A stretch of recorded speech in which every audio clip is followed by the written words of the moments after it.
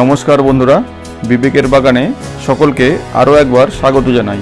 আজকের ভিডিওতে আমি আলোচনা করব লাউ চাষের খুঁটিনাটির বিষয় নিয়ে। এখানে কয়েকটি লাউয়ের বীজ নিয়ে নিয়েছি। একটা কথা মনে রাখবেন, ভালো ফলন এবং ভালো কোয়ালিটির ফলন পেতে হলে লাউয়ের বীজটা কিন্তু খুব ভালো হওয়া প্রয়োজন। লাউয়ের বীজ ভালো না হলে গাছ যেমন ভালো হবে না, তেমনি ফলনও ভালো হবে না। সুতরাং বীজটা খুব ভালোভাবে চয়েস করে নিতে হবে। তো প্রথমেই লাউয়ের বীজগুলোকে আমি 10 থেকে 12 ঘন্টা ভিজিয়ে নেব।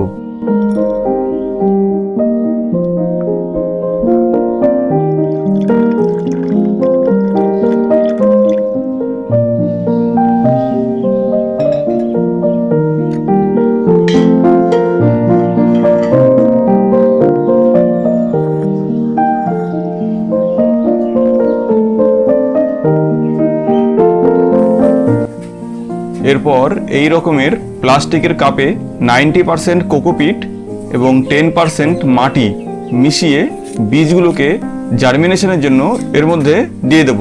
মোটামুটি 4-5 দিনের মধ্যেই বীজ থেকে চারা বেরিয়ে যাবে এবং তারপর চারাগুলিকে আমি মাটিতে রোপণ করব।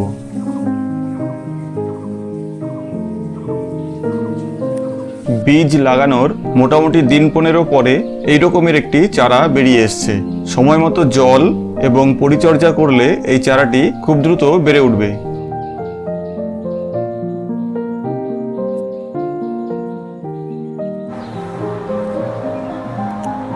এখানে দেখতে পাচ্ছেন দুটো লাউয়ের চারা।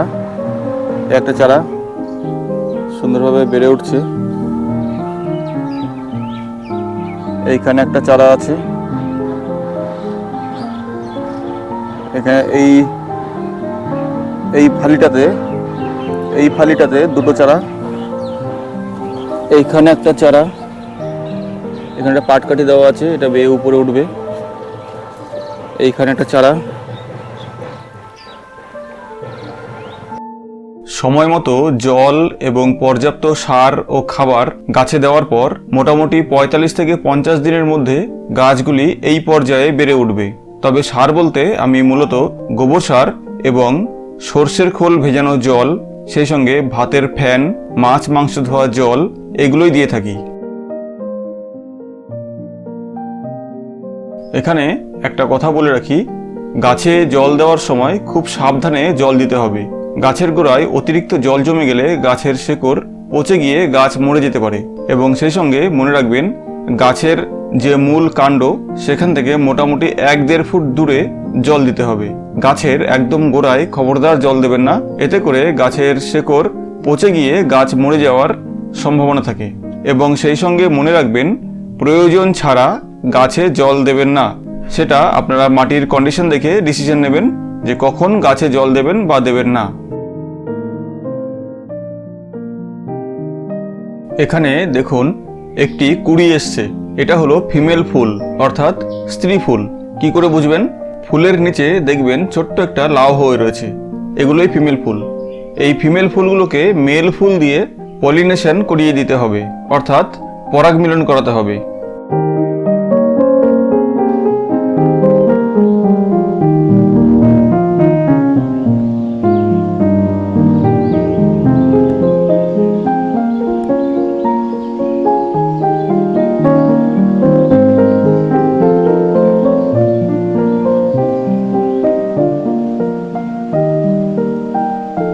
এখানে দেখুন, এটা হলো পুরুষ ফুল।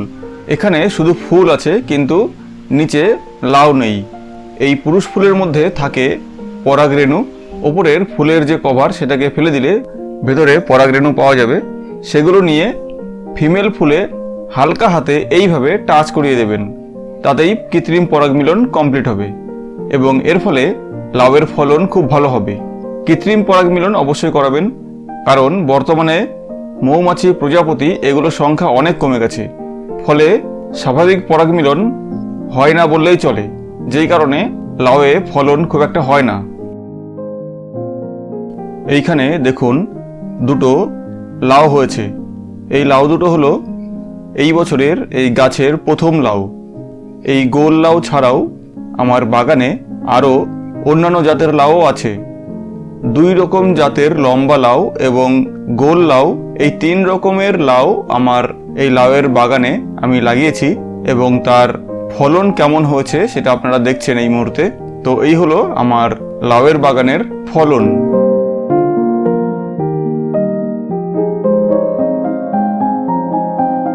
লাউ গাছগুলি দেখছেন মাচার উপরে বেশ সুন্দরভাবে ছড়িয়ে পড়তে শুরু করেছে আর ইতিমধ্যেই গাছে ফলনও শুরু হয়েছে।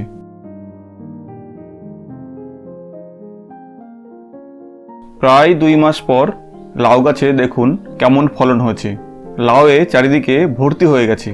এখানে একটা কথা বলি, যেহেতু শুধুমাত্র আমরা নিজেরা খাই বলে লাউটা চাষ করছি, সেই জন্য এই লাউয়ে আমরা কোনো রকম কেমিক্যাল সার বা কীটনাশক প্রয়োগ করি না।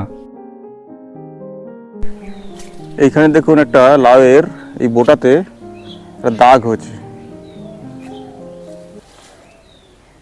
এইখানে লাউয়ের বোটাতে দেখুন একটা দাগ, এটা তো তাই, এটা একটা দাগ টাইপের হয়েছে। অ্যাকচুয়ালি কী হয়েছে ব্যাপারটা, এই লাউয়ের বোটাটা এইটা এই যে সুতো আছে এই সুতোর সঙ্গে ছিল, ফলে সুতোটা কেটে এর মধ্যে বসে গেছে। এই কারণে আমি এখানে একটু কাগজ দিয়ে পুটিং করে দিয়েছি। এখানেও তাই, এখানে দেখুন এই যে লাউটা এখানে দাগ হয়ে কেটে বসে যাচ্ছিল এই সুতোর সাথে লেগে থাকার কারণে। এটাকে আমি কেটে এটাকে আমি একটা প্লাস্টিক দিয়ে এখানে সুতোর মধ্যে এইভাবে আটকে লাউটাকে ঝুলিয়েছি। এই দেখুন,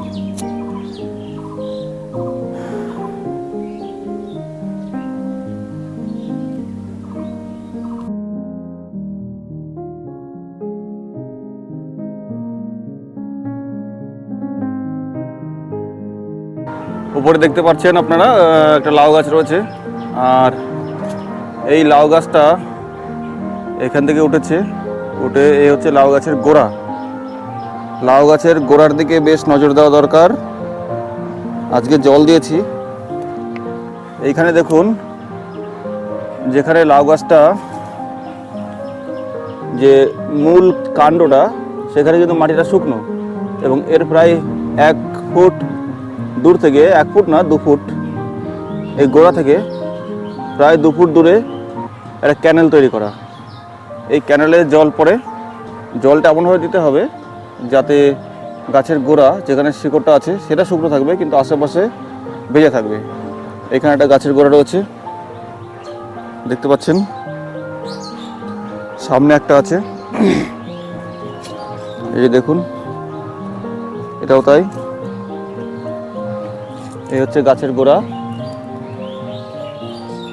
গাছের গোড়ার চারদিকে মোটামুটি 1-1.5 ফুট জায়গা শুকনো এবং তার থেকে প্রায় 2 ফুট গোল করে রোল করা, গোল করে ক্যানেল করে দিয়েছি এবং সেই গোল ক্যানেলে জল জমে জল দেওয়া হয়।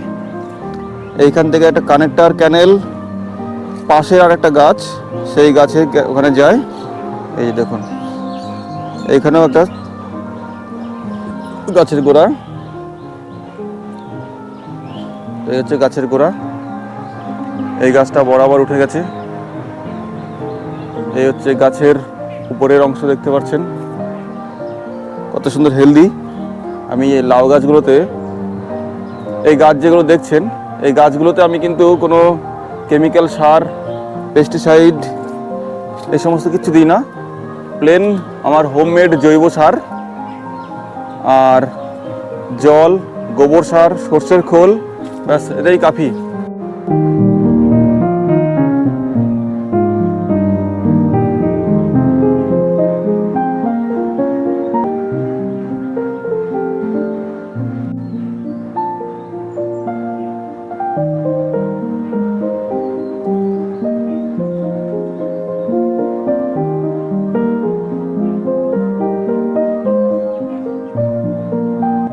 তো বন্ধুরা, আজকের ভিডিও এখানেই শেষ করছি। কেমন লাগলো ভিডিওটি কমেন্ট বক্সে জানাবেন। এছাড়া যদি আপনাদের কোনো জিজ্ঞাসা থাকে বা কোনো কোশ্চেন থাকে সেটা কমেন্ট বক্সে লিখবেন, আমি উত্তর দিয়ে দেব। তো সকলের কাছে একটি রিকোয়েস্ট, যারা চ্যানেলে নতুন এসেছেন তারা আমার চ্যানেলটিকে সাবস্ক্রাইব করবেন, ভিডিওতে লাইক, শেয়ার এবং কমেন্ট করবেন এবং আমার চ্যানেলকে গ্রো করতে সাহায্য করবেন।